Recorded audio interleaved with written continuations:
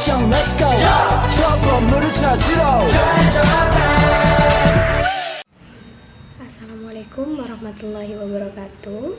Baik, terima kasih. Pada kesempatan kali ini kelompok kami akan membahas terkait dengan sejarah perkembangan peradilan Islam di Indonesia. Nah, berbicara terkait dengan perkembangan peradilan Islam di Indonesia, maka tidak terlepas dari sejarah masuknya Islam di Indonesia, yaitu pada masa Kesultanan. Nah, perlu teman-teman ketahui bahwa sejatinya jauh sebelum agama Islam masuk ke Indonesia, Indonesia itu sudah memiliki beberapa kerajaan-kerajaan yang bercorak Hindu dan Buddha. Nah, pada saat itu kerajaan-kerajaan tersebut sudah mengenal sistem peradilan. Dua sistem peradilan yang digunakan yaitu sistem peradilan perdata dan sistem peradilan padu. Sistem peradilan perdata adalah sistem peradilan yang menangani perkara-perkara yang merupakan tanggung jawab atau wewenang seorang raja. Sedangkan peradilan padu menangani kasus-kasus yang bukan dari wewenang seorang raja. Nah, kemudian apabila kita berbicara terkait dengan perkembangan sejarahnya, maka kita perlu mengambil contoh, salah satunya adalah Kesultanan Mataram. Sebelum Kesultanan Mataram menganut agama Islam, maka mereka menggunakan sistem peradilan perdata dan peradilan padu tersebut. Namun, dengan munculnya Mataram sebagai kerajaan Islam di bawah pemerintahan Sultan Agung, maka mulai diadakan perubahan dengan sistem peradilan dengan memasukkan unsur hukum dan ajaran Islam dengan cara memasukkan orang-orang Islam ke dalam peradaban tersebut. Nah, setelah kondisi masyarakat dipandang kuat dengan kebijakan-kebijakan Islam, maka peradilan perdata mulai diganti dengan peradilan Serambi, dan lembaga tersebut tidak secara langsung berada di bawah raja, tetapi dipimpin oleh para ulama.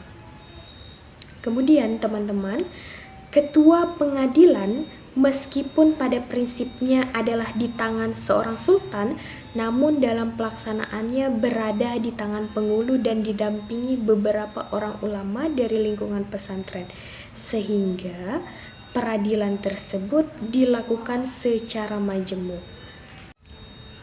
Kemudian teman-teman, salah satu contoh dari kesultanan yang bisa kita anut tidak hanya pada masa kesultanan itu sendiri, namun masih diterapkan pada saat ini adalah sistem peradilan yang diterapkan oleh Kesultanan Aceh dan masih teguh sampai sekarang, yaitu ada sistem peradilan yang berdasarkan hukum Islam namun menyatu dengan pengadilan negeri dan mempunyai tingkatan-tingkatan.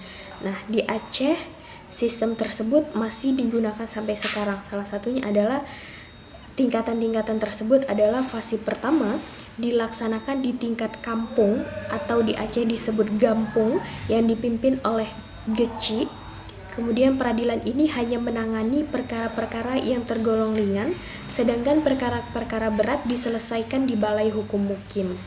Kemudian selanjutnya, apabila yang berperkara tidak puas dengan putusan tingkat pertama, dapat mengajukan banding ke tingkat kedua, yakni oleh bangan. Hal ini, proses peradilan banding adalah proses peradilan yang dilakukan pada peradilan negeri juga. Jadi sistem peradilan yang diterapkan pada Kesultanan Aceh masih teguh diterapkan pada sistem peradilan Islam di Aceh pada saat ini. Assalamualaikum warahmatullahi wabarakatuh. Perkenalkan, nama saya Moza Cinde Olivia Manurung dengan NIM 2205100135. Baiklah, di sini saya akan melanjutkan tentang peradilan agama Islam di Periangan dan peradilan agama Islam di Banten. Di Cirebon atau Periangan terdapat 3 bentuk peradilan. Yang pertama ada peradilan agama, yang kedua ada peradilan beragama, dan ada peradilan cilaga.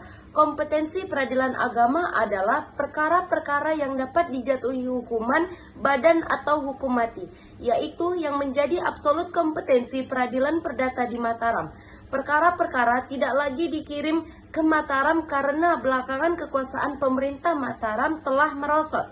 Kewenangan absolut peradilan Brigama adalah perkara-perkara perkawinan dan waris, sedangkan peradilan Cilaga khusus menangani sengketa perniagaan. Pengadilan ini dikenal dengan pengadilan wasit.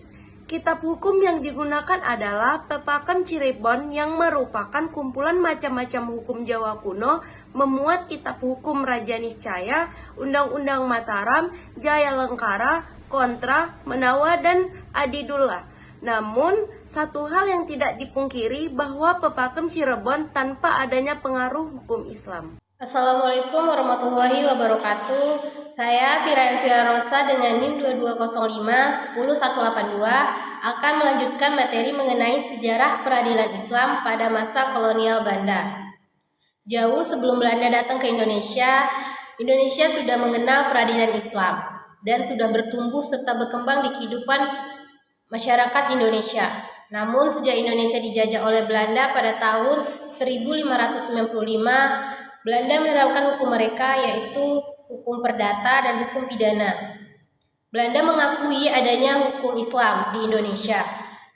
Namun kedudukan peradilan Islam di masa Belanda itu dianggap lebih rendah dibandingkan pengadilan umum.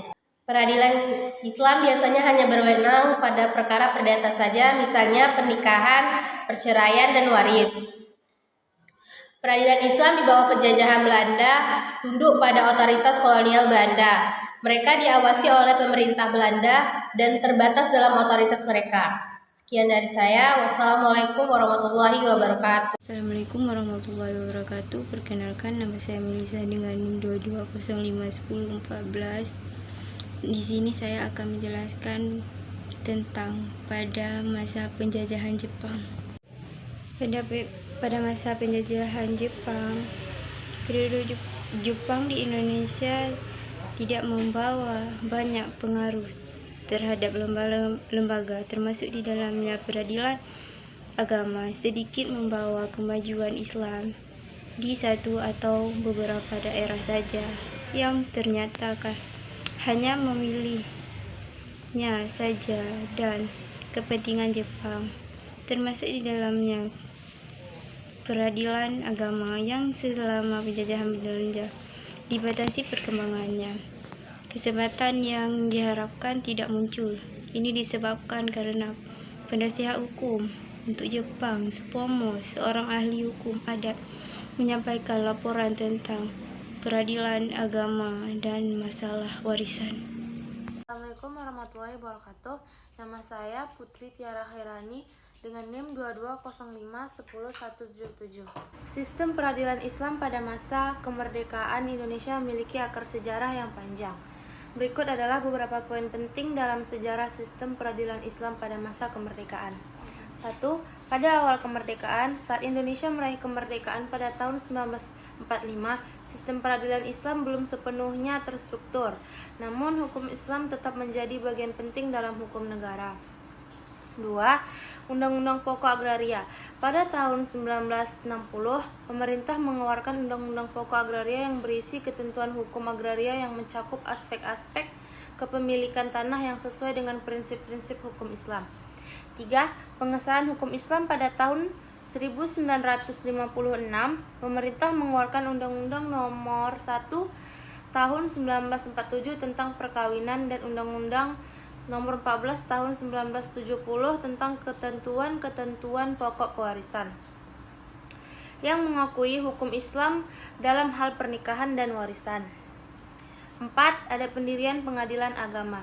Dalam pendirian pengadilan agama pada tahun 1971, didirikan pengadilan agama sebagai lembaga peradilan khusus untuk menangani perkara-perkara perdata yang berkaitan dengan hukum Islam. Hal ini merupakan langkah penting dalam memperkuat sistem peradilan Islam di Indonesia. 5. Perkembangan lebih lanjut. Sejak kemerdekaan, sistem peradilan Islam terus mengalami perkembangan dan penyesuaian. Hukum Islam digunakan dalam berbagai aspek hukum seperti pernikahan, warisan, dan perkara perdata lainnya. Sistem peradilan Islam di Indonesia pada masa kemerdekaan menggabungkan prinsip-prinsip hukum Islam dengan hukum positif nasional. Hal ini mencerminkan komitmen negara untuk menjaga pluralisme hukum dalam konteks masyarakat yang beragam secara agama dan budaya. Assalamualaikum warahmatullahi wabarakatuh.